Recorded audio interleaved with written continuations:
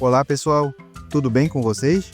Vamos para a parte final da nossa aula sobre o Estatuto do Servidor do Poder Executivo do Estado do Rio de Janeiro.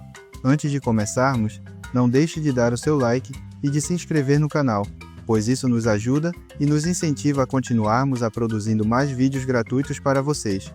Agora vamos para a aula de hoje. Vamos falar de outras formas de provimento. Reintegração é o retorno de um funcionário que foi demitido ou exonerado de forma injusta. Ele volta para o cargo que ocupava, com todos os direitos e salários restituídos. Aproveitamento é a volta ao serviço público do funcionário que foi colocado em disponibilidade quando seu cargo foi extinto. Ele é aproveitado em uma nova vaga, com salário e natureza de trabalho compatíveis com o cargo anterior. Readaptação é a mudança de função de um funcionário estável por motivo de saúde ou incapacidade física. Vamos falar da vacância, que é um ato que declara um cargo público vago, formalizando a desinvestidura do servidor.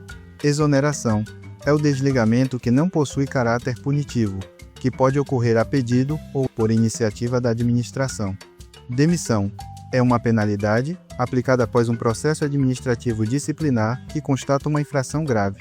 Perda do cargo ocorre em 3 cenários principais: decisão judicial ou processo administrativo, extinção do cargo e outras hipóteses legais. Outras causas de vacância são aposentadoria, falecimento, transferência para outro cargo, dispensa e destituição de função. Para o Estatuto, a remoção é o deslocamento do servidor entre diferentes secretarias de Estado ou órgãos, mantendo-se no mesmo cargo. Sobre o exercício, o servidor deve assumir em até 30 dias após a publicação do ato de nomeação, reintegração, transferência ou provimento em função gratificada. No caso de remoção, o prazo é de 5 dias, prorrogável por igual período. Tempo de serviço segundo o Estatuto é apurado em dias e convertido em anos. Para o caso de aposentadoria, conta-se o tempo de serviço público em diferentes esferas: federal, estadual, municipal, tempo nas Forças Armadas e em dobro em operações de guerra. Também conta em empresas públicas, autarquias e sociedades de economia mista. É proibida a acumulação de tempo de serviço simultâneo em mais de um cargo ou função. Processo de aquisição da estabilidade é apenas para funcionários nomeados em caráter efetivo. O período necessário para alcançar a estabilidade é de 2 anos de efetivo exercício.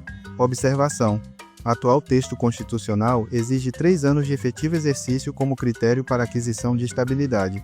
O vencimento é a retribuição financeira base. O servidor perde o direito ao vencimento nos casos de servir em outras esferas, exercer outro cargo ou mandato e prisão administrativa. Os casos de reduções e descontos no vencimento podem ser de 1/3 durante suspensão preventiva ou prisão antes de condenação definitiva, 2/3.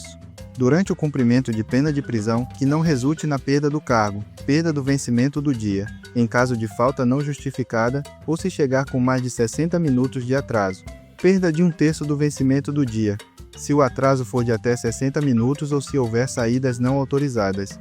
O servidor tem direito a 30 dias consecutivos de férias remuneradas por ano civil. Servidores que trabalham com raio-x ou substâncias radioativas têm direito a 20 dias consecutivos de férias remuneradas por semestre. O processo de petição e recurso administrativo: o pedido deve ser dirigido à autoridade competente para a decisão, mas protocolado por meio do chefe imediato do servidor. Após qualquer decisão administrativa, o servidor tem o direito de solicitar reconsideração. O pedido de reconsideração deve ser processado em até 8 dias e decidido em no máximo 30 dias. A prescrição do direito de pleitear é de 5 anos, no caso de questionar atos graves como demissão, cassação de aposentadoria ou disponibilidade, e será de 120 dias, para todos os demais casos. Pessoal, a acumulação remunerada de cargos públicos é vedada. Contudo, a acumulação só é permitida em 4 situações estritas: um cargo de juiz com outro de magistério superior, professor universitário; 2 cargos de professor, um cargo de professor com outro técnico ou científico; e 2 cargos privativos de médico. O servidor responde, civilmente, por prejuízos causados ao Estado ou a terceiros com ressarcimento; penalmente, por crimes e contravenções ligados ao cargo. administrativamente, por atos ou omissões que prejudiquem a dignidade do serviço público.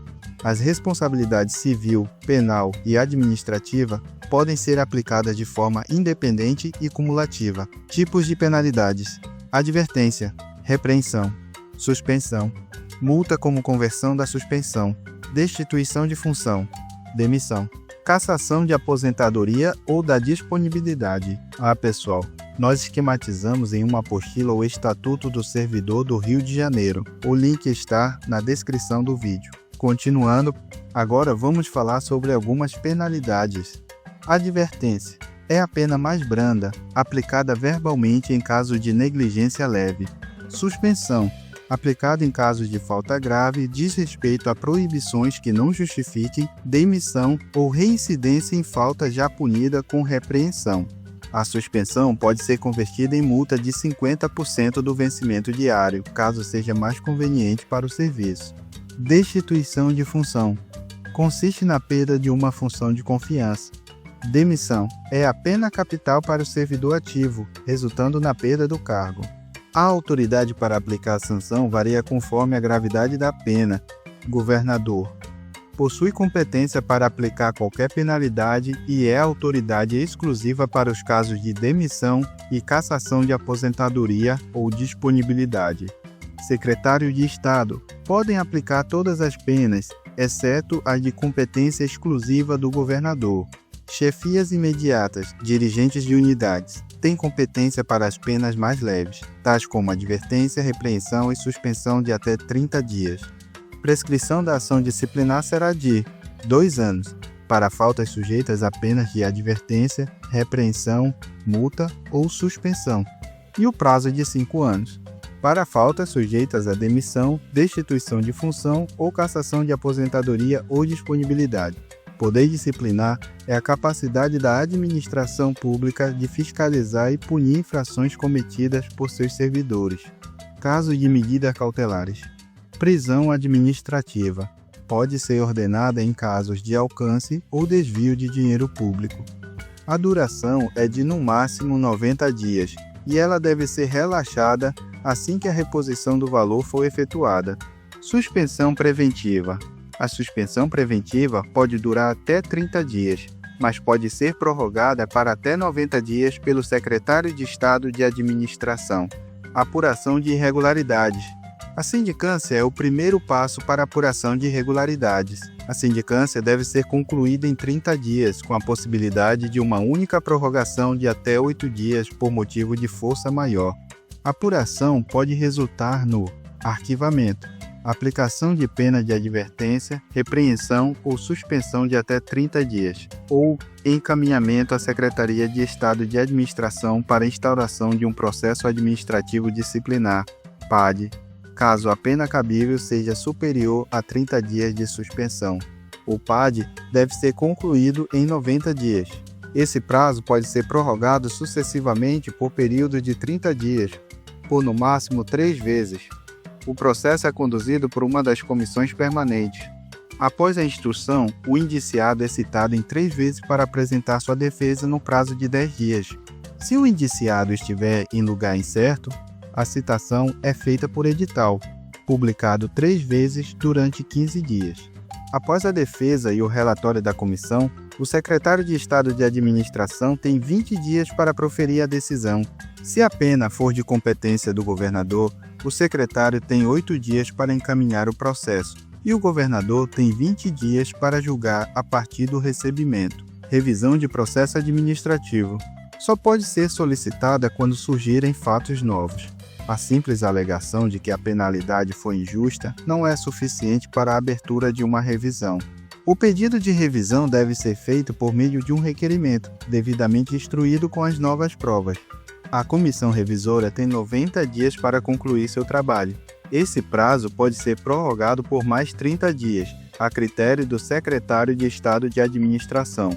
O julgamento final da revisão é de competência do governador, que tem 30 dias para proferir a decisão. Pessoal, chegamos ao fim de mais uma jornada de conhecimento. Muito obrigado por ter nos acompanhado. Se gostou deste vídeo, não esqueça de deixar o seu like e de se inscrever no canal. Mais uma vez obrigado e até a próxima, pessoal!